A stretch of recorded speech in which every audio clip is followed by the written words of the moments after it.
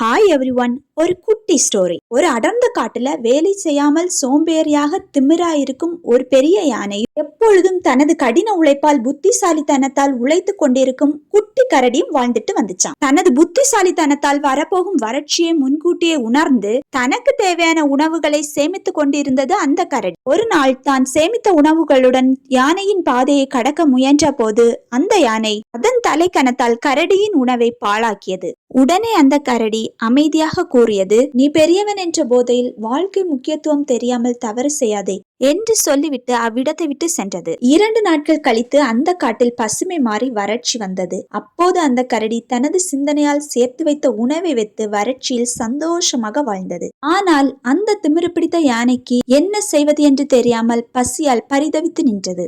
அதுபோலதான் உங்களோட ஃபியூச்சரை நீங்க ப்ரெடிக்ட் பண்ணவே முடியாது. ஆனா அதற்கான தயாரிப்பை உங்களால இன்றே செய்ய முடியும். Planning gives direction, preparation gives confidence. அப்படி இருந்தாதான் ஃபியூச்சர் ப்ராப்ளமை ஹேண்டில் செய்ய கிளாரிட்டி உங்களுக்கு கிடைக்கும். அண்ட் ரிமெம்பர், ஃபியூச்சர் பிளானை நீங்க உருவாக்க வேண்டும், ஆர் எல்ஸ் அது உங்களை ஸ்பாயில் பண்ணிரும். நீங்க பண்ற ஒர்க் உங்களுக்கு பிடிக்குதோ இல்லையோ அதை நீங்க பேஷனோட பண்ணுனீங்கன்னா ஃபியூச்சர்ல அதுவே உங்களுக்கு சக்சஸ காமிக்கும். So don't be lazy, be active, either you like it or not. Therefore, act smart, plan today, win tomorrow. Till acts.